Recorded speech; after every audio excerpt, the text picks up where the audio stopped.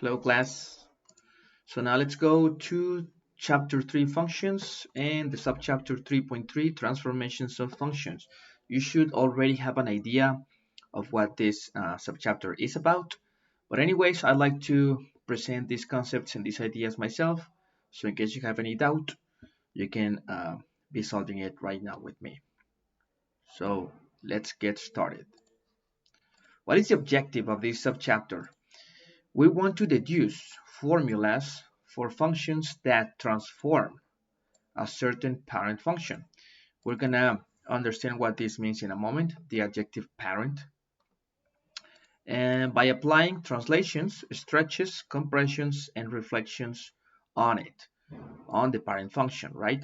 That's what we want to do. We want to deduce or create functions that transform a certain parent function so that it basically has the same behavior overall, save for minor changes, right? Such as, translations, stretches, and so on. So let's see what the core idea is in this concept. So the core idea is this, guys.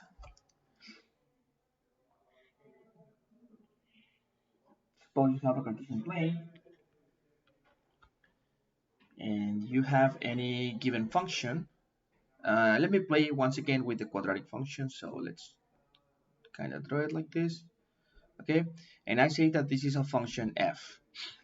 Okay, now at this moment you should understand a function as a collection of points, right? It's basically, I mean, you can think of a function in many ways. We have gone through the concept of a machine that receives an input and it gives you an output, right? We also talked about the idea of function in regards to a collection or a set of ordered pairs, right? Such as, for example, I don't know, for this particular example, you're going to have 1, 1, 2, 4, 3, 9, etc. I'm only using integers for simplicity, right? All of these ordered pairs are a part of this function f, which is the quadratic function. Let me be more explicit right there. Okay, and you should understand, guys, that each of these ordered pairs is nothing but a point when you represent those in a graph, right? For example, this point, this one may be 1, 1. The coordinates of this point may be this ordered pair, 1, 1. And maybe in here we have 2, 4, which is this one. And all the ones in between, guys. How many points do we have for this function? How many ordered pairs? An infinite number, right? Because in between any 2 points, we have more points. So basically, you should understand that the graph of a function is just a collection of points. And the core idea behind this subchapter is the following. Suppose you have this graph for this function f, and for some reason, you want to have, let's say, you want to apply some sort of transformation to all the points in this graph. For example, what if you need, for some reason, to translate all the points that belong to this graph? You need to translate them, let's say, 3 units to the right. Okay, 3 units to the right. For some reason, you need to achieve this. So, for example, this point is going to go 1, 2, 3 units to the right. This point will be 1, 2, 3 units to the right, and all of them, right? Each of these points needs to be translated 3 units to the right. What will you have in the end after you do this transformation? You're going to end up with something like this, right? And each of these points of this pink function, which I'm going to call g, because it's a different function from f, right? Each of these points will be basically the same as before, but 3 units displaced 3 units to the right.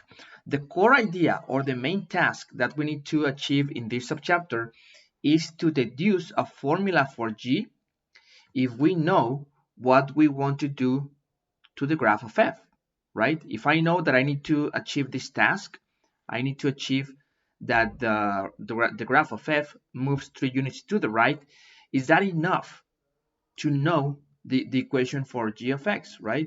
Is that enough?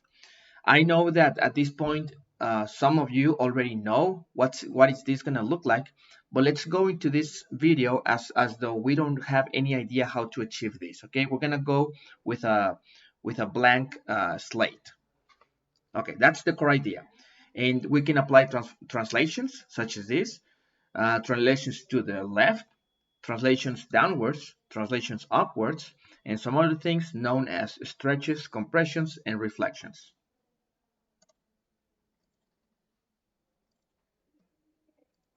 So let's begin. In this video, guys, what I'm going to tell you, what I want you to understand is how each of these deductions work. We already know about translations, right? We already know that if we have a function f, right? If you want to move the graph of f, let's say 3 units upwards, then that function is going to look like this, right? F of x plus 3. As many units upwards as you need, you're gonna add. It's gonna have this shape, right? So whatever the function f is, you just add 3, and this function will transform the previous function or the previous graph of the function. Now, what we're gonna do next is I want to explain to you why this works in this way. I mean, why do we have to add plus 3, right? And so on.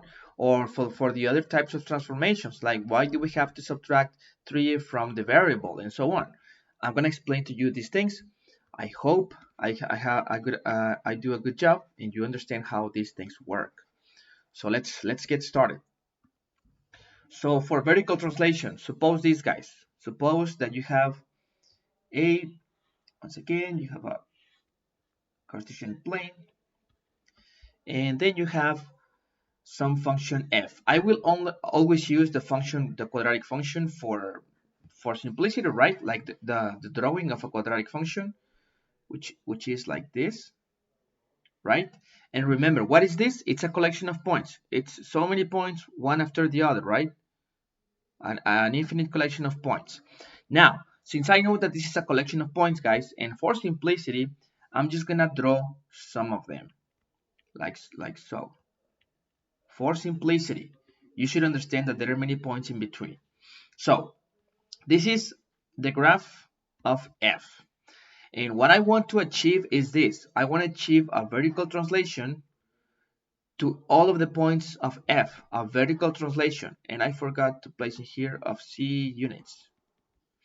I'm going to correct that in a moment for the rest of the slides. A vertical translation of c units. What does that mean? It means that I want to get or create a function g whose graph will look like this. It's going to be basically the same points as f, but with the only distinction that they will be translated c units upwards, right? So for example, this point is going to go, I'm going to do that in red. This point will be translated c units upwards. This point will be translated c units upwards. And all of the points in between are going to have the same transformation, all of them. Okay? Now, that's what we want to achieve. For simplicity, once again, I think it's better to just focus on one point, guys. We're going to focus on just one point. In the following way. I'm going to draw the Cartesian plane, yx. I want you to make believe that the graph of f is already drawn in here, okay? And it looks like a quadratic function, but in general, it's any function f. And I'm just going to single out one of those points, okay? This is a point in the graph of f, which is all of this, but it's not highlighted. That's what I want you to believe for the moment. Okay, guys, here we go. This is the deduction for the formula of g. Remember, what do we want to achieve? We want to achieve this. This point, which is in the graph of f, shall to be moved upwards c units. C units. Now let's do this. This point, guys. This point which is in the graph of f. What coordinates in general does it have? it has the coordinates x, and the corresponding y coordinate is of course f of x, right? Because remember, this is the input, this is the output, and this is a point in the graph of f, which is the parent function in this case. Now, how does this function have to look? How does this function have to look? G of x equals what? So that this function g basically translate each of these points in f c units upwards. The deduction is as follows. What you have to understand is this. If you continue with this dashed line in this way, you're gonna get to the point, right? To the blue point. Let me be more, okay, like that, like this. And I'm gonna also draw a horizontal segment in here. Okay, so look at this blue point, guys. And I'm gonna ask you, what coordinates does this blue point have? What coordinates does this blue point have? If the coordinates of this one are x, comma, f of x, you can see immediately that the coordinates of this point should be also x, because it's the same as the one on this guy, right? On this point. And the y coordinate will be different, right? If we displace this point c units with respect to this one, then the y coordinate of this blue point should be the same as the one before, the same as this point, plus c units. You see what I mean? So these are the coordinates of this blue point. Okay. Now, how does that help me get g of x? Okay, remember, what is g of x? I'm going to continue here in black. What is g of x? G of x is that function whose point will be this one, basically, right? I want to do the same for all of the points of f. I want to translate them in here. So this point will be a point belonging to what function? To a function g. And this is the thing, guys. G of x, the evaluation of g on x, which is this number, has to be equal to this. You see what I mean?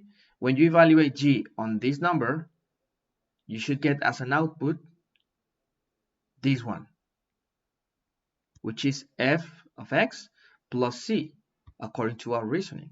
So g of x should be equal to f of x plus c.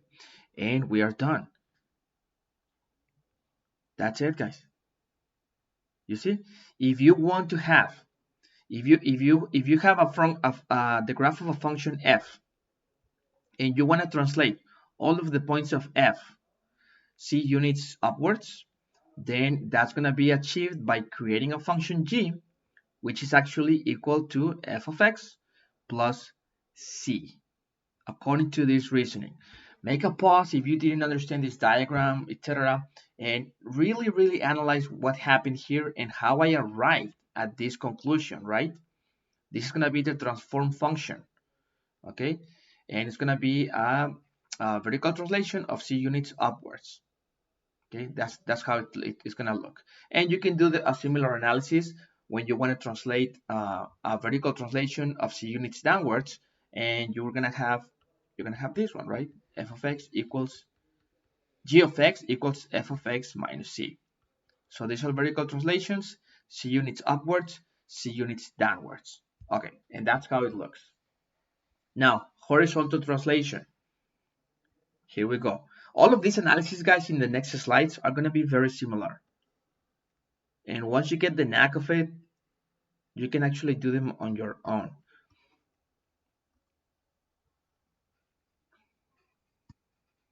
So let's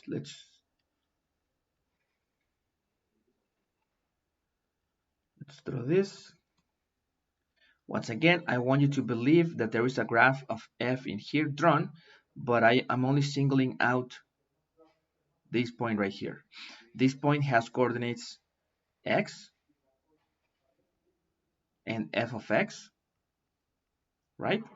And basically this point is an ordered pair in the function of f.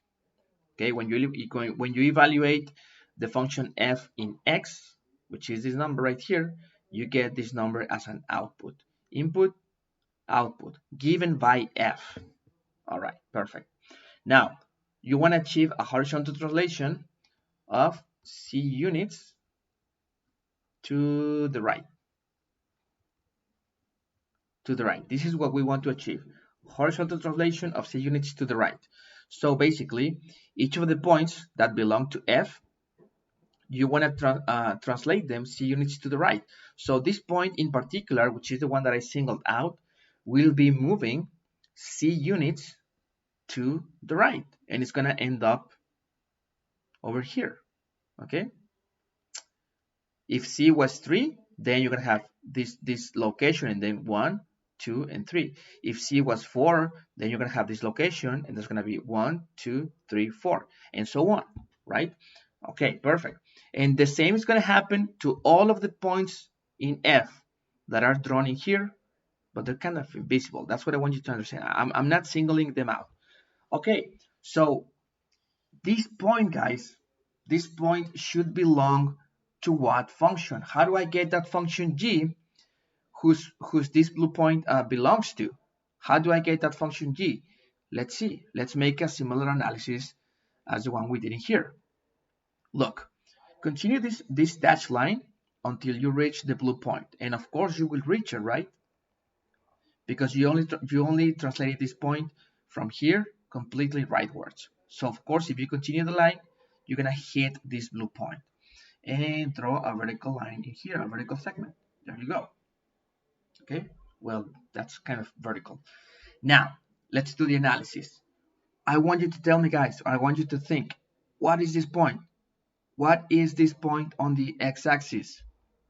If the coordinate of this black point was x, and if we translated this over here by c units, then clearly this point in here should be x plus c. You see what I mean? So the coordinates of this blue point are x plus c, comma, f of x, according to this diagram. And that's all I need. That's all I need. Now, the function g that whose this blue point belongs to, I'm going to repeat that. The function g whose this blue point belongs to, this blue point is part of a function g. Then what does this diagram tell me? This diagram tells me this. When I evaluate the function g in this particular point, which is x plus c, so let me evaluate the function g in x plus c. What do I get as an output? I get f of x. You see, when I evaluate the function g on this particular value, on this input, I get this output, which is f of x. So let me just write what the diagram is telling me. Okay, this is it, guys. This is the formula, and I know that it doesn't. We expected, right? Let me tell you why. You need to understand this, guys. This function, this formula, g of x plus c equals f of x, is valid for all the values x. Like you can put any value of x that is admissible, right? In there, and this will hold true, right? Like you can put, for example, what I mean is this: g of 1 plus c is going to be equal to f of 1, according to this formula. Or g of 1/2 plus c is equal to f of 1/2, and so on. So anything that I want to input into x, this equation will hold true. And the trick to make this look like the one you know, guys, is this. What if I give x the value x minus c? I'm going to repeat that again. What if I give x the value x minus c? Like in this way, look. Instead of x, I'm going to put x minus c, the value x minus c.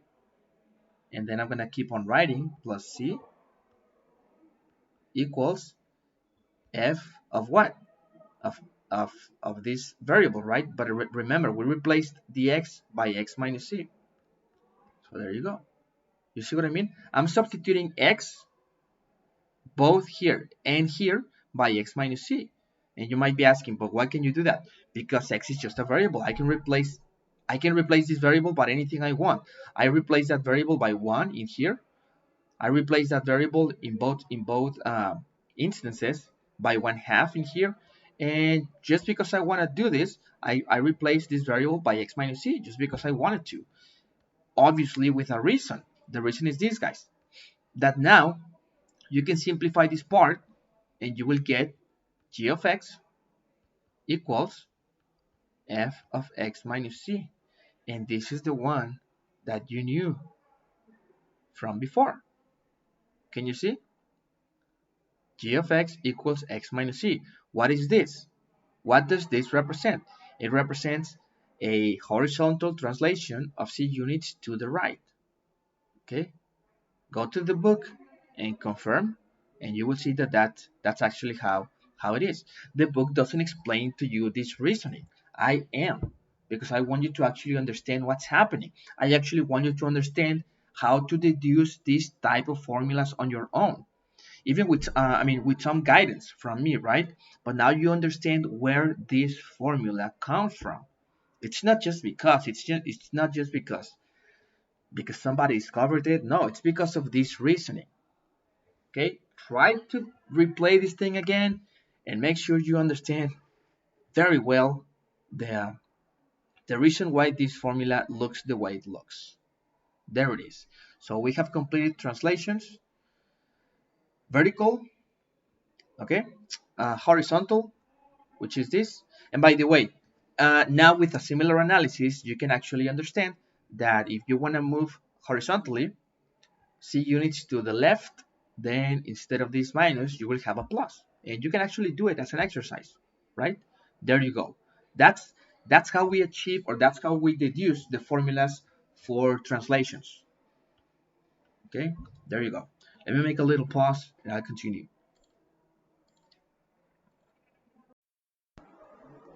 Okay, now stretches, vertical stretches and horizontal stretches. So once again, let's do it very quickly. Now that you understand how this works, more or less, then it's gonna be quicker. We have a coordinate system. We have a specific point which is singled out from the graph of a function f. Any general function f. Any general function f. What are the coordinates of this point? The coordinates of this point are x and f of x. This is the input, and the function f gives you this output in each interpretation as a machine. Okay, now what do we want to achieve? We want to achieve this. Every single one of the points of f, what I want to do is stretch them vertically. And the meaning of this, guys, is the following. Basically, I want to multiply in the y-axis, only in the y-axis, I want to multiply the coordinate of this point, the y-coordinate, by whatever factor you want. By whatever factor you want. For example, by a factor of 2. And what does that mean? It means the following.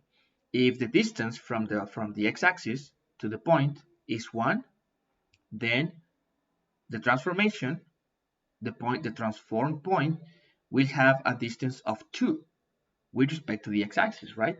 If the distance from the axis to this black point is 2, then the distance from the axis to the blue point will be 4, and so on. You see, it's a multiplication. It's going to be a stretch on the y-axis. It's as though you're going to take the whole graph of the function, and you're going to, you're going to take it, and with your hands, you're going to stretch it in that direction, right? In the y-axis, like that.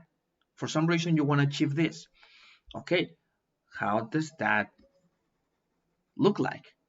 What's the formula that will achieve that behavior or that transformation? Okay, let's see this. Okay, so this point, this is the transformed point. This is the point that is stretched c units in the vertical axis, okay, with respect to this point, c units. Okay, so once again, let me do this type of geometrical construction. There you go. Once again, what are the coordinates of this point? Well, its x coordinate is the same as the black point, which is x, but now the y coordinate, which is this point, is going to be the same as this one, but multiplied by a factor of c units. So this other coordinate, the output, is going to be c times fx. Okay, and therefore we have everything, we have the ingredients to get or to deduce the formula of the transform function. The transform function g evaluated in x should give me as an output c times f of x, as you can see here, should give me c times f of x. And that's it, guys. That's it. This is the one that you can see in the book. Vertical stretch with a factor of c units. There you go. There you go. Okay, it's that simple, guys. I suppose you begin to understand how these deductions work. Let's do it now for the horizontal stretch.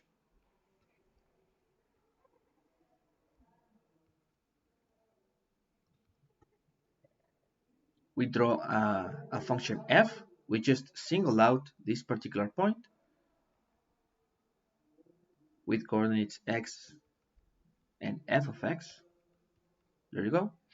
And what we want to do is, to every single point on the graph of f, we want to apply a horizontal stretch. What that means is that in the x-axis only, we want all the points to be stretched by a factor of c, units. Okay, so this one will be moving over here, and the distance from here to here and the distance from here to here will be related by the following idea. This distance is going to be c times the distance that there is from here to here, which is x, right? There you go, guys. You see? So if c happens to be 3, I'm just going to give you an example for you to understand. If the factor of stretching happens to be 3, and the coordinate x happens to be also 3, then all of this is 3 and all of this is 9. You see what I mean? We are stretching horizontally, only in the horizontal axis. So that's all we need. That's all we need to construct the formula of G. Why? Because of this. Look at this point. Same construction or a very similar construction. There you go. And there you go. What is the x coordinate of this point? It's this much. It's going to be cx. And what is the y coordinate of this point?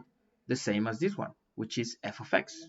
So what does that tell me mathematically? The diagram is telling me this. The function g is a function that takes this value, which is c of x, this value, it takes it, and as an output gives me f of x. There you go. This is the formula, guys. Now, why does this not look like the one you investigated from the book? Because we need to do a kind of trick. Okay, it's just a little trick. Once again, the same thing I explained to you. This is a formula that holds true for whatever value of x we want to put in there.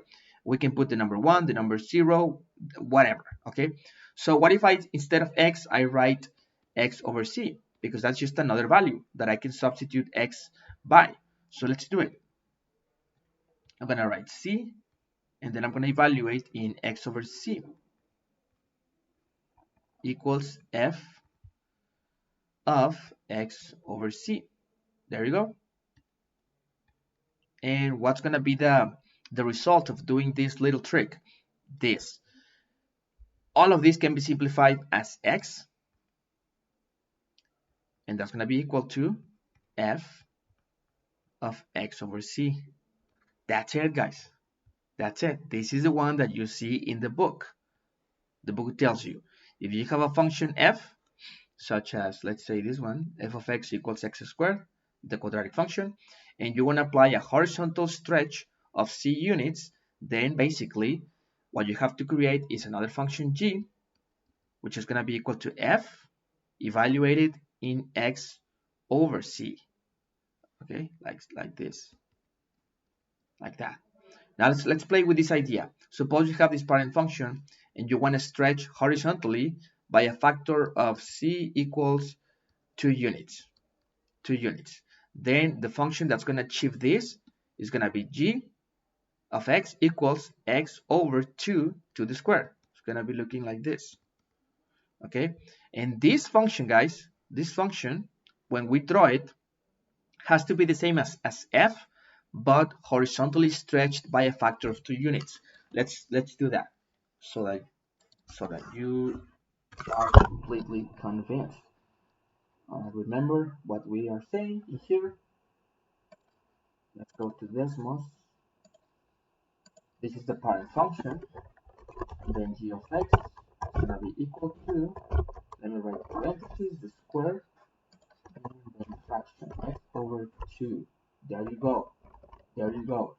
You see, this black function, which is g, is a transform function of the parent function, and this is a stretch, a horizontal stretch of factor 2. What does that mean? It means that every single point in f, such as this one, its x-coordinate is multiplied by 2. You see? This, which is how much? It's 2, right? It's the distance from here to here is 2. And then for the black one, the distance from here to here is 4, like expected. You see? Look at this point. This point is 1, comma 1. Let me see if it can show. Nah, that's it. This point is 1, comma 1. So the distance from here to here is 1. And if you multiply this x-coordinate by 2, you go from here to 2. You see? That's how it works. That's how it works. Look at this point, 416, and the corresponding point in the transform function is 8, comma 16.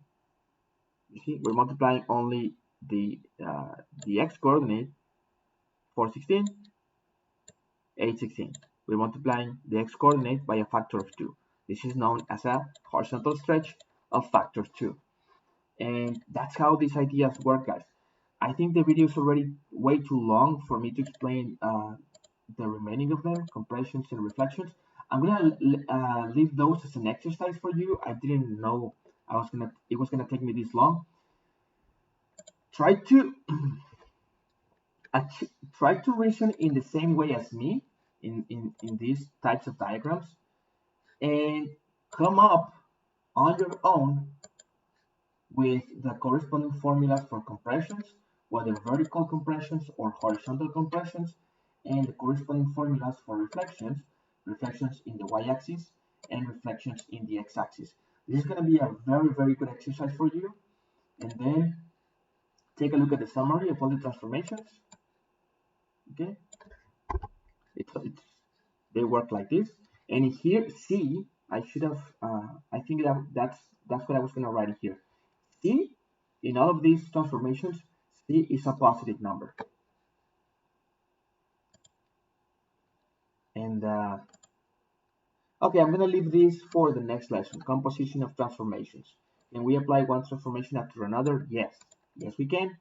I'm going to tell you how. And I want you to understand that the order in which you apply transformations is important. But first I want you to go through all of these ones and to actually get on your own the same formulas that I got, right? All of these ones by the same process of reasoning. That's what I want you to do for the moment.